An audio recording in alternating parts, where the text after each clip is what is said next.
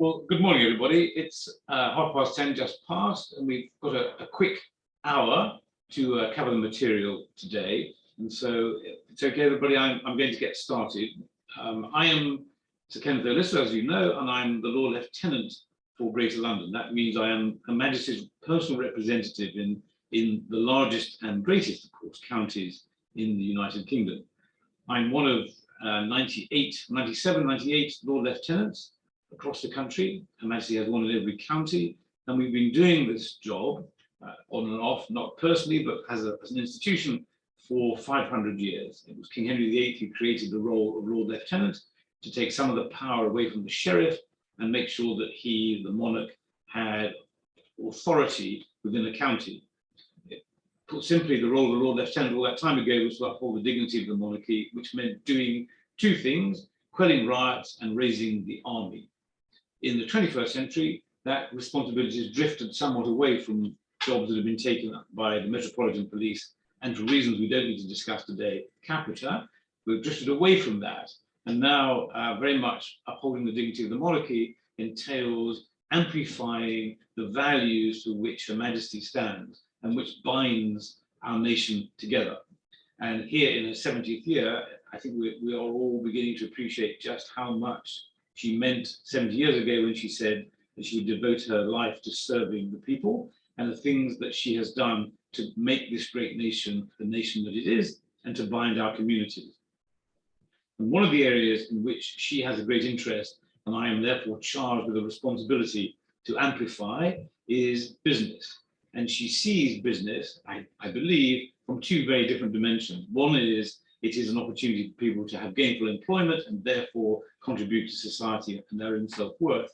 But more importantly, I suspect it also drives the nation's wealth, which allows us to do the things that we care about as a nation. And so business is important to Her Majesty. And many years ago, she instituted the Queen's Award for Enterprise as a way of thanking, of recognizing, of identifying successful businesses in the UK. Now, for many people, the idea that the monarch would present an award for enterprise is strange to bizarre.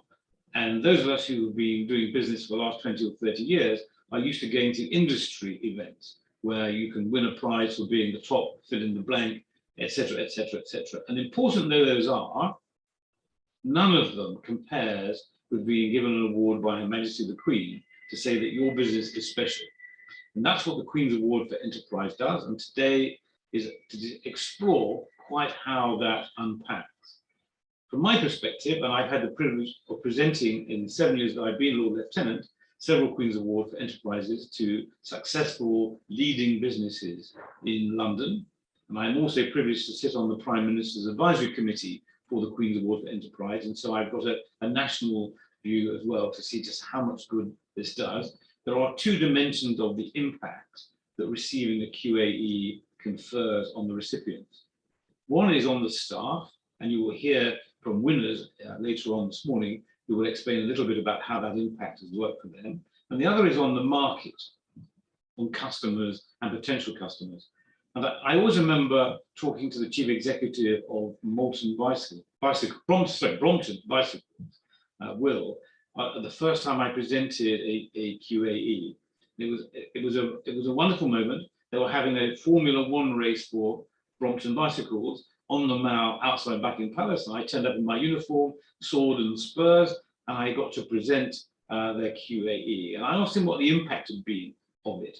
And he mentioned the staff, which was very important, but he then went on to say that they had forgotten to reapply after their QAE had expired. And so they had to take the logos off their material, they could no longer mention it. And customers in the Far East said to them, does that mean that the Queen no longer respects you? Now, I make that point because the impact of having this extra accolade is so big on the marketplace. And therefore the competitive advantage that is conferred upon a business that wins a QAE is probably immeasurable, but is certainly significant. So today is all about explaining more about QAE, what the impact is, how to apply, and answering any questions that any of you on the call may have, and also giving you signposting ways you can find out further answers to questions as we proceed. We've got a star-studded lineup of people who are going to speak to us today, starting with our sponsors. I'm very grateful to NatWest for yet again sponsoring this activity today. NatWest is making a particularly dramatic point about their role in life generally, and I think they're possibly overdoing the links with royalty by our first speaker, who's Julie Baker, who's the head of enterprise for NatWest, who is in something which looks like an upmarket palace. I'm assured it's not, it's a bank, but it's a special bank, and I will let Julie explain the context of where she is. But Julie, seriously, thank you so much for your support for the nation, for competitive advantage, for supporting businesses as they grow, and in particular, for your help with the QAE. So with no more ado, over to you, Julie. Thank you very much, Sir Ken, and hello everybody. Thank you for asking me to say a few words today about the Queen's Awards and the positive impact they can have on your business. But like Sir Ken said, this isn't my normal office. It is a privilege today to be in the Drummond's office at Charing's Cross, and it's quite relevant actually, because actually in this office there's a footstool that the Queen's mother used to use, who used to be a customer of Drummond's not too long ago, because of course the Queen's mother lived for many, many years and was a wonderful customer of Drummond's, and there's still many, many photographs of the Queen's mother around. So I am head of enterprise at NatWest, and myself and my wonderful team speak to businesses practically every day. And the last couple of years, especially the lockdowns, have been really tough. And although we're now largely free of the COVID restrictions, the impact of global supply chains is putting huge strain on businesses, both large and small. And if we add to those challenges the increased cost of living, especially the rapid rise in energy prices, climate change, threats to international security, it's clear SMEs have a lot on their plates. And that's without even mentioning getting to grips with the new reality of international trade post-Brexit. So if these challenges have taught us anything, it is how important it is for businesses to be able to innovate, adapt, be flexible, find new markets, and make a positive impact on the local community. And they're exactly the attributes that the Queen's Awards are here to encourage and reward. I totally understand that faced with competing priorities and with resources often stretched, applying for a business award is rarely at the top of any business owner's agenda. Too often, they simply don't have enough time. And often the CEO is also the FD, also the head of marketing and head of operations, not to mention head of customer service. And I used to think exactly the same, and I never used to enter my team in for awards or recognition. However, we did take the plunge. And after the first few entries, after we didn't win, we sat and listened, we paid attention to the criteria, listened to what the judges were looking for, what previous winners had done. And you know what? The joy on the faces of the team when we won an award was worth all the trouble. It's such a great feeling to be recognised, and it makes all the hard work worthwhile. So these awards are so important as they showcase the best that Britain has to offer in business. So in the short time I have today, I just want to say why I believe applying for these awards should be on your to-do list. Firstly, because you get some excellent free PR and marketing. And we all know that marketing is really expensive. And awards can often get overlooked in your marketing toolbox. Secondly, it's a great opportunity to attract new business in new markets. Winning an award provides a distinct competitive advantage over rivals, and it can open doors to new business and new contacts. Thirdly, it's a stamp of approval. Think about what the Queen's Awards say about your business. It's innovative, it's growing. Why wouldn't that be a good thing for potential customers to see? Fourthly, your employees will be inspired too, and succeeding in business requires a team effort. And picking up an award does give recognition to your staff too. Fifth, the awards will help with recruiting, a huge challenge at the moment across the UK. Good people are really hard to find, and they usually have lots of choices. But with the Queen's Award, it will show that your business is ambitious, forward-thinking, and that you have a good reputation. Sixth, it's a really good opportunity to take stock. The application process for entering a business award represents a great opportunity to review your business. The process will not only allow you to identify your successes, but can also show you some areas required for improvement, especially when comparing yourself to the competition. It's a really great way of challenging yourself and show the real impact of your business. And finally, as well as reviewing the past and present application process, it will also give you the opportunity to think about the future direction for your business and set goals. Often business owners I speak to complain to me they spend so much time in the business and not enough time on the business. So applying for an award like this will give you that much needed reflection time. Maybe you don't feel ready yet to apply, but I'd be encouraged that you put some time aside and have a look at what's expected. And then you can get your business in shape to go for it, whether it's this year or in the future. And perhaps you might need some help and support to do that. If that's the case, there is help and support and advice and guidance out there. So I'm delighted to host this launch event again this year. It's the third year. We've done it by Zoom again, and I really look forward to when I can meet some of this audience in person, and that should be sometime hopefully soon. But there are lots of initiatives at NatWest that can help support too.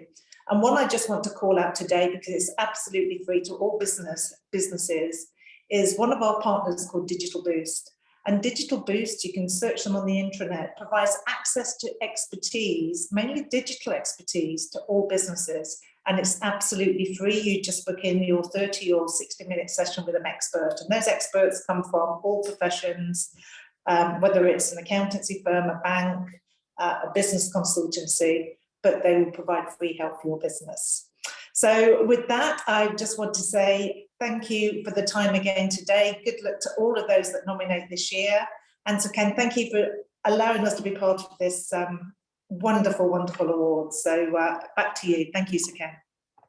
Thank you very much, Judy. And I can only echo all the things you've just said. And we are very grateful to NatWest for your support, as I've said before. But also, I do see what we do in the community to help entrepreneurs. And that the example you just gave there of that free support is all part of the logic of us building up the nation's competitive advantage, and which at the top of which, the pinnacle of which, is the Queen's Award for Enterprise. But for those on the call and those watching this later on video, anybody who has met someone who's received an award from Her Majesty, whether it's an OBE or an MBE, British Empire Medal, or whatever, one of the other awards, you know the impact that it has on that individual.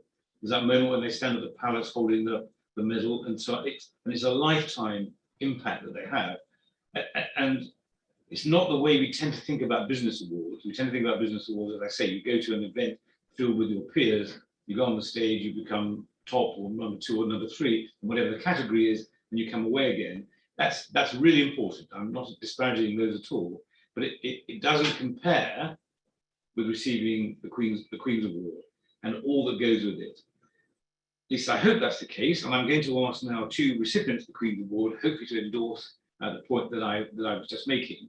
We're very lucky to have Simon Payne, who's the CEO and co-founder of Rebel School, and Arlo Brady, CEO of Freud Communications, to talk to us about what it was like for them. And if we could start with Simon, I'd be very grateful. Simon, over to you.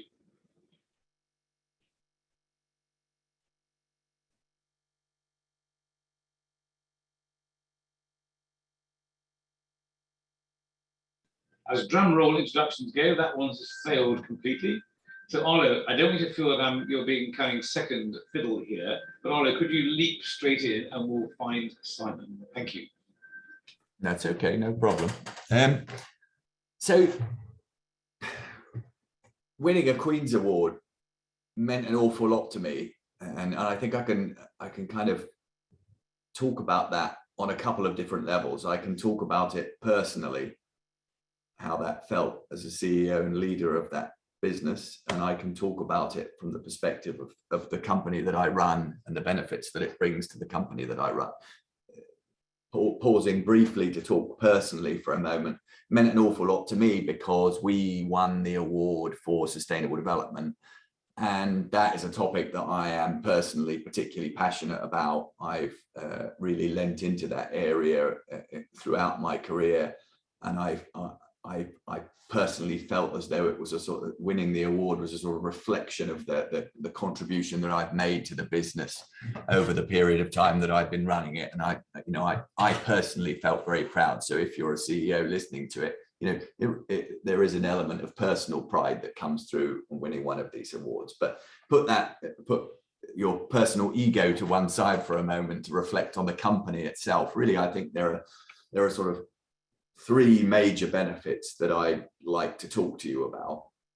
But before I get into that, perhaps the first thing that's worth thinking about is the business context into which we're operating at the moment, which is one of complexity and nuance and information everywhere. It's very difficult for stakeholders of a business, whether that's potential employees, shareholders, customers, whoever it might happen to be. It's extremely difficult for them to determine the character of a company that they want to engage with. How can you possibly find? You can look online. There's reams of information on social media about companies, the traditional media itself. Lots of people commenting on businesses. So much information out there. Also, an awful lot of scrutiny on businesses today, and it's very difficult to find a sort of signpost that can help to guide a stakeholder in that environment. And I think effectively that's what the Queen's Award is able to do. It's an external sort of stamp of verification of performance and achievement and a lighthouse, for want of a better word, in an extremely complicated world. So the first benefit is simply, in my mind, the first benefit is simply this idea of being a lighthouse, an external verification in a world of great complexity. As part of that, I think Julie touched on this, but as part of that, the process itself is quite useful in helping you to think about your own achievement. Very often when you're running a business, you live in a bit of an ivory tower. You've got people around you that work for you, all that come and interact with you on a regular basis, and you've got your strategy and your plan. And it's quite challenging to get an external perspective on what you're doing, what your plans are, and what you're achieving. And the process of applying for a Queen's Award means that you have to step out of your own shoes as a CEO and look in on your own company and reflect on what it is that you're doing and what it is that you're prioritizing. And I'm glad to say in our case, I was quite pleased to see that we were doing some great stuff, but you also do see some gaps and opportunities. So it's a sort of, maybe going through the process is almost a bit of self-development in there as well, because you can identify some areas where perhaps you haven't focused as much as you should have done. So that's the first area. The second one is something that Sir Ken talked about, which is employee engagement and pride. And we were lucky enough to have Sir Ken come along to one of our town halls and present the award. And I think he could see directly the pride that was there from our staff. They were super excited about getting this award, and mainly because it's something that they can all talk about as well. It's not just something for me to talk about in new business meetings and highlight what I've achieved, but it feels as though it's something that everybody has contributed towards. It's something that everybody has, the business that we've created over the last few years is a result of everybody, particularly in the last 2 years, which have been obviously extremely challenging. It feels like something that everybody has contributed to. So I know that there's a great deal of pride, and that is of critical importance at this juncture in time, because, again, I'm sure many of you are in completely different industries to me, but in my industry, there's a massive war for talent. The Great Resignation is taking place. There's definitely more churn now in my industry than there ever has been in my career. And therefore, that pride has become suddenly twice as important as it was a couple of years ago. So I'm sitting here as CEO trying to think of how I can drive and inspire that pride on a daily basis. And winning one of these awards is something that people can feel really proud about and want to talk about. They go home and talk about it to their parents or to their family around the dinner table, and it's exciting for them. So that's the second piece of the jigsaw. The third piece of the jigsaw, which obviously is particularly interesting for me as the CEO and leader of a company, is the respect that you get from customers by winning one of these awards. There's quite a lot of external recognition, a surprising amount of external recognition of the award. And without stating the obvious, I mean, there's an extremely, even if people don't know what the Queen's Award for Enterprise is, they know who the Queen is. And there's an awful lot of respect for the Queen everywhere around more or less everywhere around the world. So we have found winning the award to be a real talking point with our customers. And, you know, there's certainly a war for talent with employees. You could say that there's also a challenge for generating new business, and we need all the advantages that we can have. And I think that winning this award gives us a really exciting talking point with current customers, potential customers, and it's a demonstration of shared, particularly given that we won the award for sustainable development. It's a demonstration of shared focus on a topic. Most of our clients are really focused on that at the moment, really want to be making contributions in that area, making the world a better place. And I feel as though this award has really helped us to show that we're all in the same boat together, driving in the same direction. That's a rough overview of the benefits of winning one of these awards. There are many others, I'm sure, but hopefully that gives you a general idea. The final benefit is that you probably, or you may get to meet Sir Kenneth, who's a wonderful guy and really great to have around.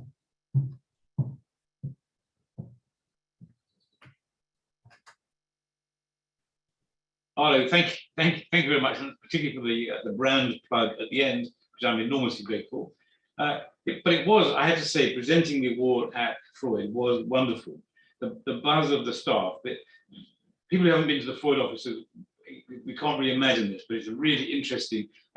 I'm of a certain age, and I would describe it as a funky space.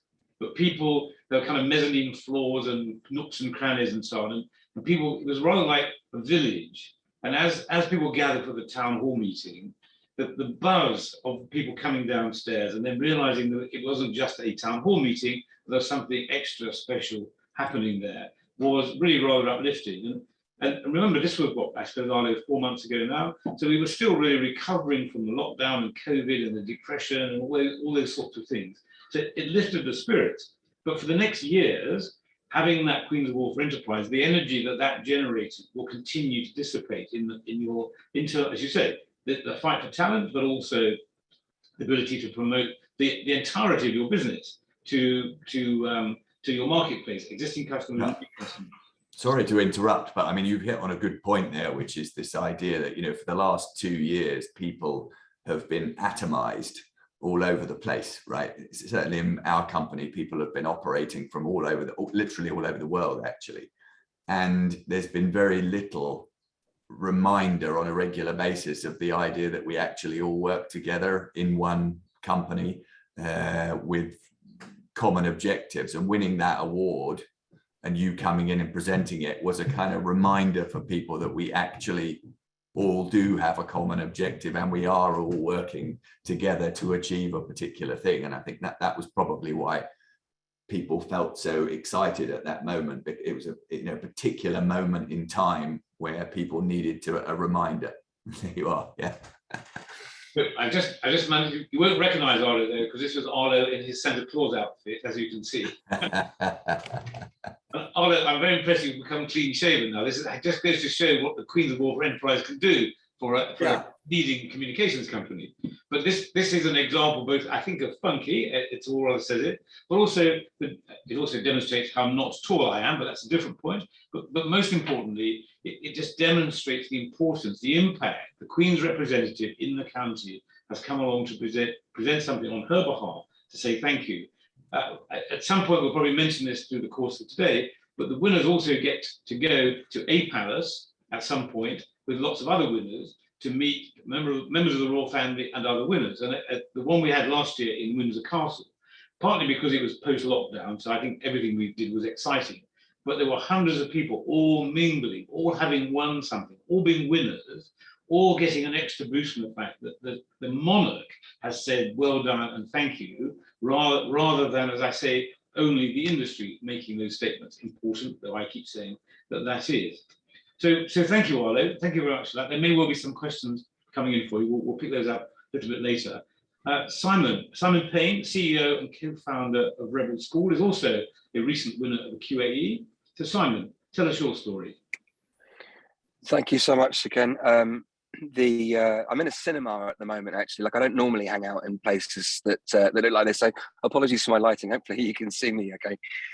We're running one of our courses at the moment in Doncaster, and just to give very quick bit of context about Rebel School, we started in 2012. We've trained over 16,000 people in 7 countries. Most of our work is in the UK, and the flavour of it is this: if you had a business idea and you took that to a professional business advisor, a bank manager, a business bank manager, an accountant, what's the first piece of advice they're going to give you? They're going to say you need to write a business plan, and then you need money, because you need money to start a business, don't you? And I think that conventional wisdom is what we've been battling, because that makes starting a business, a closed club for hundreds of thousands of people that have got business ideas who don't want to or don't have the educational ability to write a business plan, but have got a great idea, they've got a skill. And that's what we do. We make business possible for anyone and everyone. And we've been doing that for a bunch of years. And I think the experience of the Queen's Award was a super interesting one, actually, because I kind of went on a bit of a journey of emotion. For us, we completed the application process in something like over a 2 or 3 week period. We were in the middle of delivering one of our courses in Camden, and this was, if you go back to 2020, this was something like September. So I think the world had started to open up a little bit, but not quite. And we were in the middle of trying to figure out how to run our events online, in a context where all of our events up until February 2020 had been in the room, in-person events. We traveled all over the place, and we helped people face to face. So we were sort of like many businesses, we were reinventing ourselves on the hoof. And whilst having 150 people down a camera, we had 10 people, separated out in the room where they weren't allowed to come out of their chair zones. I'm delivering some of the content whilst training new people, whilst trying to survive my business. And then we had this harebrained idea, let's apply for a Queen's Award at the same time as doing all of that, because that seemed, we were like, we weren't under enough pressure already. So let's go through that process. So I went through that sort of, have I got the time and the headspace for this right now? And I'm so grateful to have a brilliant team of people that helped. So John and Corin and the team, and Jack and Henry. So we sort of dived into a series of sprints to push the application process over the line, because we felt that we've been doing this work for some time. We're so busy doing it that we don't often take the time out as a small business to get the recognition that we think we sort of deserved. I mean, we've had so many incredible results. We've got a life-changing course. Nobody has ever paid to come to any of our events. It's completely free to anyone to attend, with no catches. So we thought that this is worthy of some recognition. Let's go to the most prestigious award that exists for business in the UK to do that. But I've got to admit, it was tough, because we were in the middle of some things, but it felt like the right thing to do.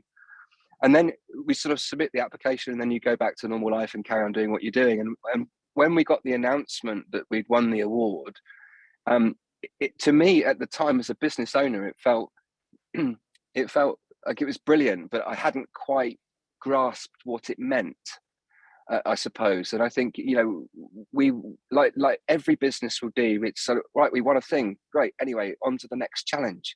And we won the award, and of course you're you keep it secret until the announcements are made. That was a challenge in itself, let me tell you, but we just about managed to do that. And it wasn't until I was stood in front of our award when she read out the words from the Queen that explain why we've won the award and what this award actually means. It was a little bit like those moments in a Tom and Jerry cartoon when Tom gets hit by an anvil that comes out of the sky and lands on his head. Like, I suddenly realized the gravitas of what this actually meant. And there is a video on Facebook somewhere of me getting a little bit emotional. I'm feeling it now, actually, saying it, because suddenly all of the hard work, the challenges, I suppose the extra challenges because of COVID, it just felt like a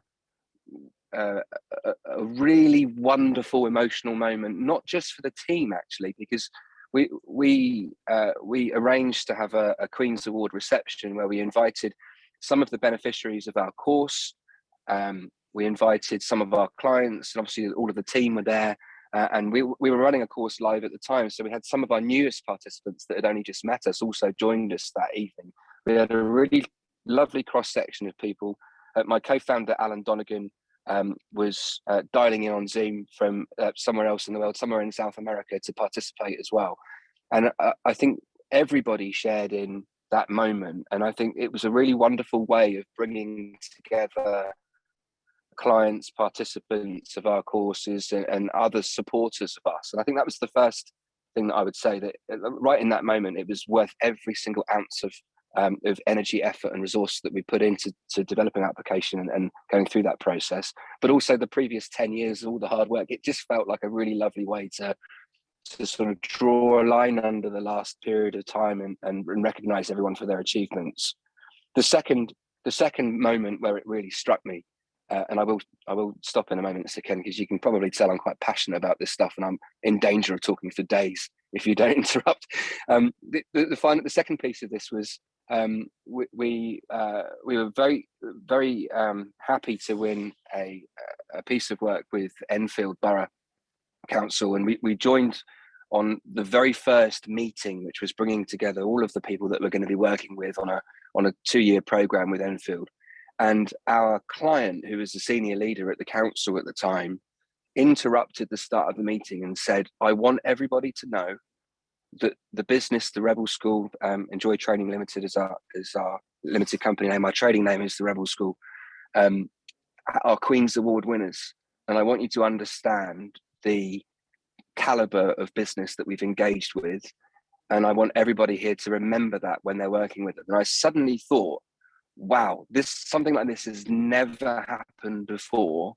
The fact that we've got one of our clients instructing all of his team members to give us extra attention and service as a result of this, which is absolutely phenomenal. And I think I'd round off by saying, because we've got an international aspect to our business, we've got a presence in Morocco, France, Colombia, and New Zealand, and 1 or 2 other places where we've delivered courses around the world. The international gravitas of having a Queen's Award is something that perhaps even eclipses the reaction to that which we've had in the UK. So that would be my final thought. And I think we are still in the process of realizing the potential that the Queen's Award gives us. I don't think we've even scratched the surface, actually. But what I would say is the Queen's Award for us has been a game changer. So those are my thoughts, Sir Ken. Simon, thank you very much. I mean, both Arlo and Simon, wonderful stories about actually the shock and then the impact of winning a Queen's Award. My profession, I've been in IT all my life, but my profession as a businessman has essentially been marketing. And one of the things one learned in marketing is the power of a brand. And one of the things that I learned in marketing about the power of a brand is if you can associate your minnow brand with a large brand, that adds a lot of oomph to your minnow brand. So, for example, a classic thing would be, we've got to deal with Microsoft, we've got to deal with Ford Motor Company, and by saying that, by that association, you get an enormous boost to your own standing. So you can be a company that started 2 weeks ago, but you're now doing a deal with Microsoft, and that makes you much bigger than a company that started 2 weeks ago. I would argue, I think, without fear of contradiction, that there is no greater brand than the monarchy, the Queen, on the planet. So by associating a business brand with the Queen, by saying I've been awarded this by Her Majesty the Queen, does all sorts of things, all of which are positive. And whether it's people saying, what on earth is that? And you explain, why on earth did you get that? In which case you explain, it doesn't really matter. That's why brand association is so key. And the fact that this is a process that is designed explicitly to identify leading businesses in the United Kingdom says a lot more, as I said many times already on this video, much more than winning an industry award. Because if you win an industry award in the UK, well, it's not really necessarily bigger and more impactful than winning an industry award in America, say, or Germany, or Brazil. Winning something which you can associate with Her Majesty the Queen is unique. But there's a process to go through. You're not selected from out of the blue with a tap on the shoulder. This is unique in terms of awards in that recipients apply for them rather than just being awarded them. And so it's time now to move towards a focus on the process. I'm going to ask two friends and colleagues from the Secretariat to talk to us about how the process, about the process and how you can apply. So I'm going to ask Will Arndt, who is Deputy Head of the Awards Office, and Sarah Minnie, you can see on the corner, who's Comms and Marketing Manager, just to take us through the process. So Sarah Minnie and Will Arndt, off you go. Thank you so much, Sir Kenneth, and good morning, everyone. I nearly said good afternoon there. And it's lovely to be here today. And also for Sarah and I, who are still actually relatively new to the team, I must say it's really quite inspiring listening to both Arlo and Simon's testimonies of what the awards have meant to them and their businesses. And sort of from a personal perspective, I think I can speak for both of us and say we've really lucked out getting into the jobs we have. But anyway, moving on from our personal opinions and on to the Queen's Awards for Enterprise. So as Sir Kenneth has said, and everyone else today has said, the Queen's Award for Enterprise is the most prestigious award scheme for UK businesses, and it is a globally recognised seal of approval for UK companies. And since the award's inception in 1965, more than 7,000 companies have been beneficiaries of the Queen's Award. A bit more background to the awards. There are 4 categories for which you can apply. Innovation, for which we want to hear why your innovation is unique and how it has benefited your business, customers and others. And it's important for us to know what issue your innovation has solved and what challenges you have overcome in developing or distributing it. A good question to ask yourself when completing an innovation application is, has your innovation been adopted by others in your sector or perhaps in another sector? The next category is international trade. If you're applying for an international trade award, tell us about your export strategy and explain why penetration of a particular market is an achievement.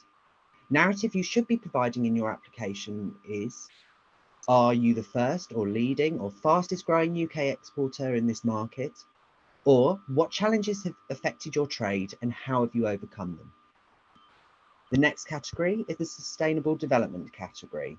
And for this category, it's important to demonstrate that your company and or senior decision makers are leading the way in your sector or community and how they've overcome important challenges that are specific to your sector. We also really urge businesses who are applying for this category to look at the United Nations Sustainable Development Goals to see how they can embed sustainability in the heart of their business. The final category is promoting opportunity through social mobility, which recognises businesses and organisations that are providing high quality social mobility initiatives and programmes that specifically reach out and support people from disadvantaged backgrounds in order to inspire and guide the best talent into their organisation and beyond. Assessors and judges for the promoting opportunity category would like to see how has the work benefited your organisation, community, staff and workforce, and how has your organisation benefited the participants and improved employability of the people engaged in your programme? These are just a couple of examples. Now I'd like to talk a little bit about the eligibility criteria. So the Queen's Awards for Enterprise is a self-nominating process, as Sir Ken mentioned, and is open to almost all businesses across the UK, of all sizes and in every sector. There are a few eligibility criteria which are applicable to all. So the first is you must be based in the UK and you must have a good continuous compliance record with HMRC and other government bodies, for example, the Food Standards Agency or the Health and Safety Executive. You must be a self-contained enterprise and you must have at least 2 full-time UK employees or part-time equivalents. Additionally, you must also demonstrate strong corporate social responsibility. Your organisation can be business or non-profit, and each award category has its own additional eligibility criteria. These can all be found in full on the Queen's Award for Enterprise pages on www.gov.uk.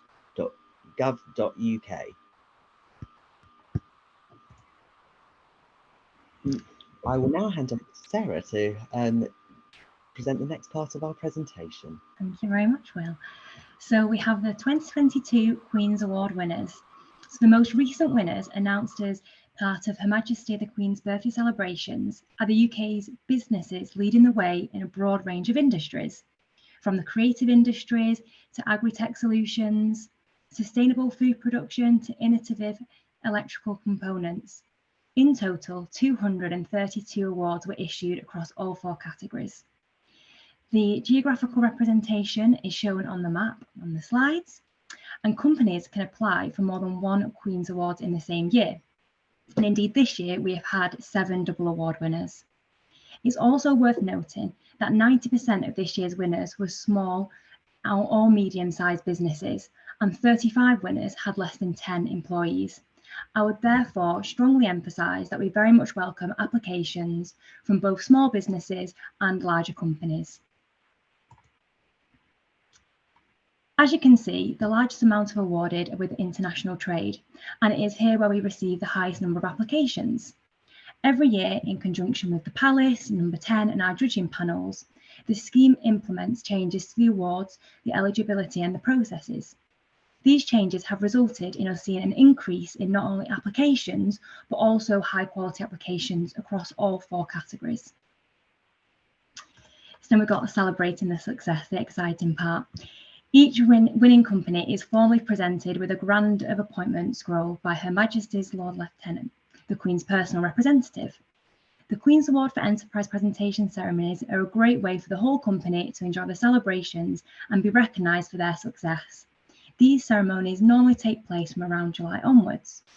1 representative of the winning organisations are also invited to attend a Buckingham Palace reception. We love to see and hear about all the winners and how they're celebrating their award. Please do take a look at our social media to hear more about our current winners.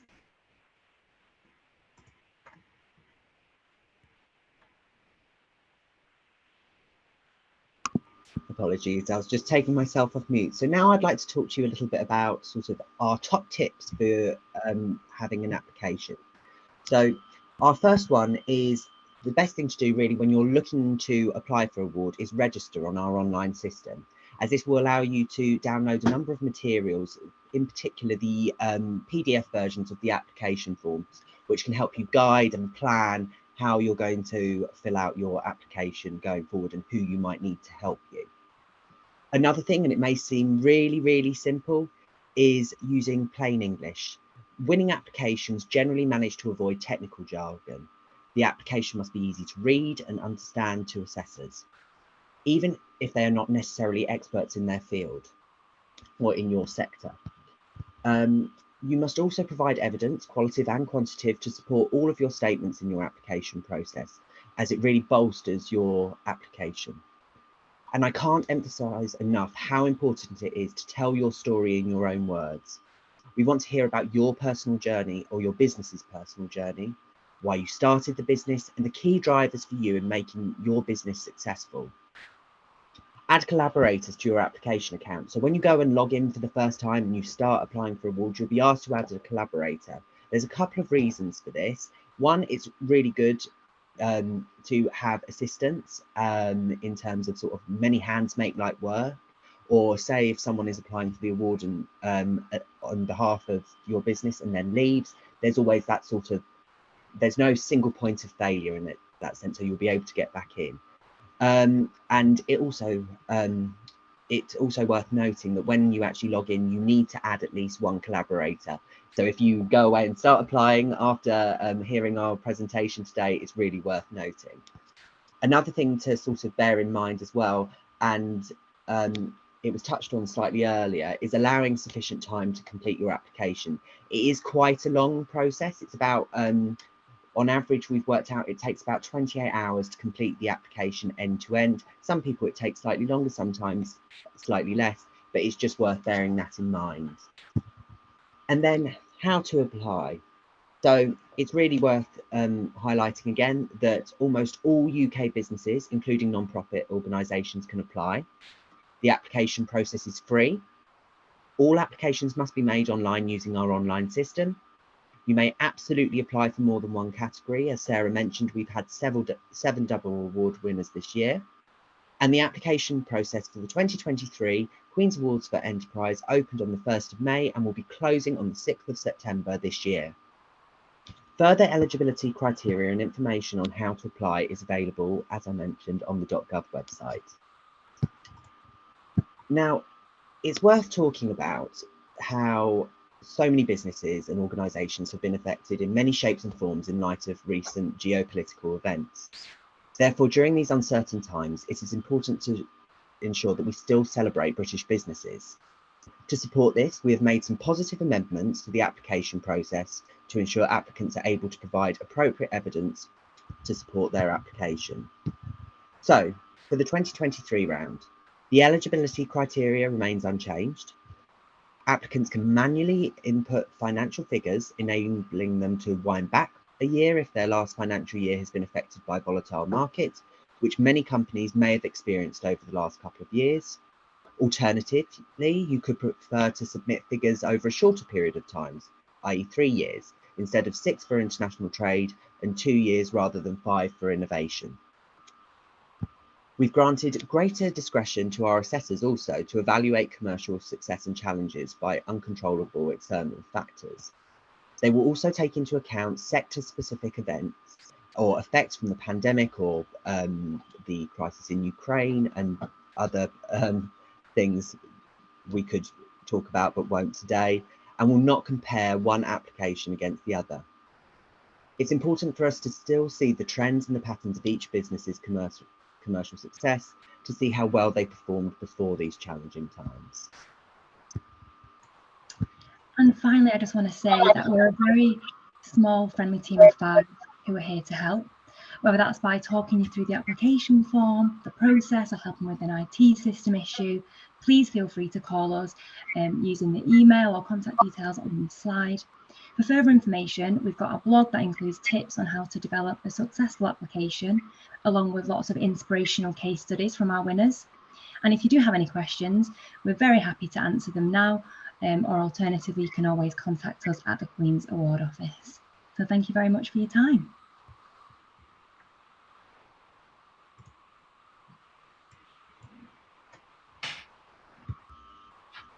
Well, thank you very much, both of you. As enthusiastic, you may be new hires, but I've got to say you are as enthusiastic as your predecessors and as your boss. And you are one of the most uplifting departments, I have to say, that I've had to deal with over my many years of dealing with government, both as Lord Lieutenant and before. It was a non-political statement, but nevertheless, we both did very well. Thank you. Thank you. So no, thanks. So that gets us then, we're running out of time, but that gets us now to any Q&A. We did have a question earlier on, which I think has been answered. Well, I know I answered it, so I think it's been answered satisfactorily on how long does it take to fill out the process. And we've heard a range from Simon's 3 weeks, which is probably a record, to I think Arlo's more, give us the time, but a more measured pace. But if anyone on the call has any questions, now is your opportunity to pose them before I wrap us up from this session.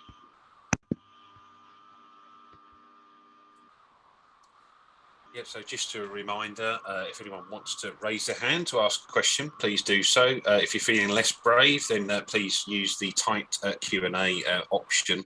One pre-submitted question, if I could put to the panel, with regard to a kind of a wish list, effectively of sectors, of geographies, of a demographic of founder, where we just don't seem to attract applicants from. So, you know, who would we love to see some profiles of applicants coming through from, and that's open to kind of anyone.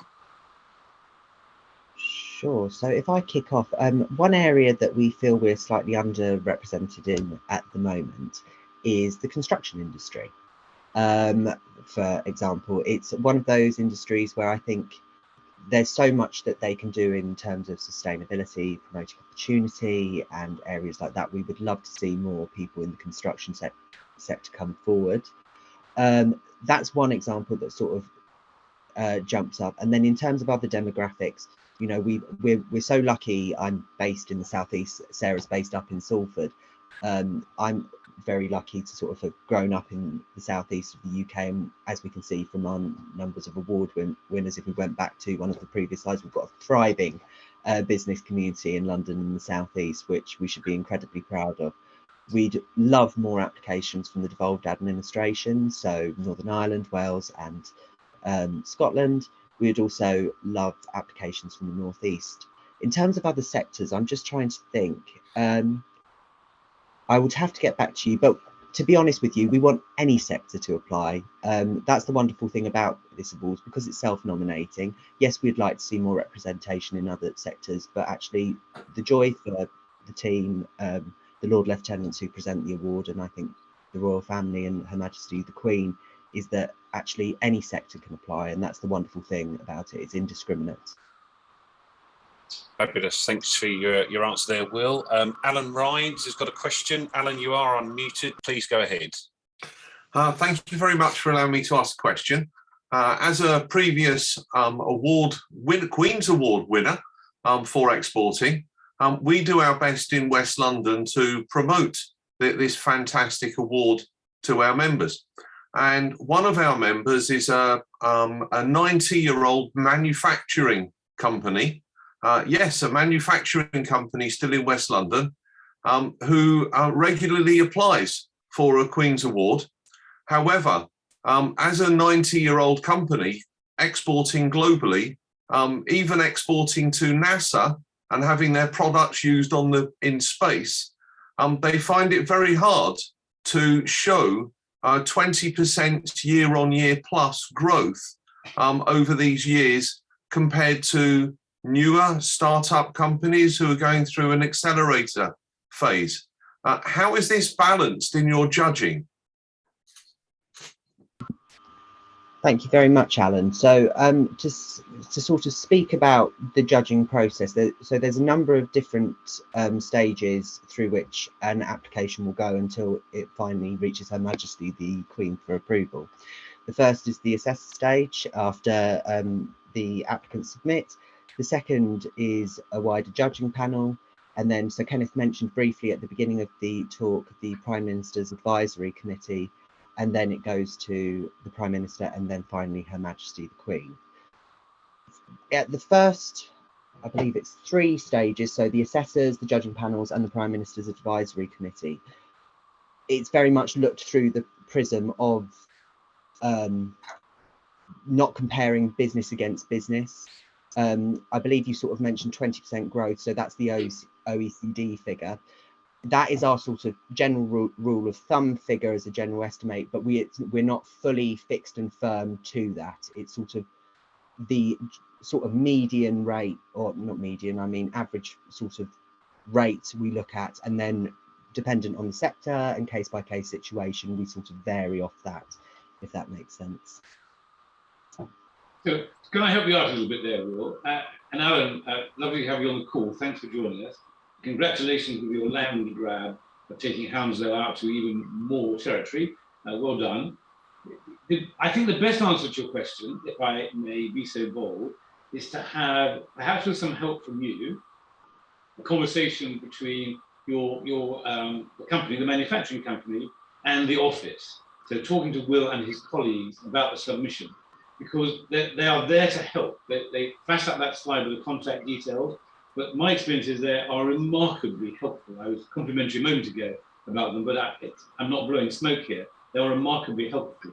And so I think what you should do is have a proper call with the office about that company, about what is achieved. It might even be that it's the wrong category, and there's a better category for them to apply. And that way you will minimize the risk.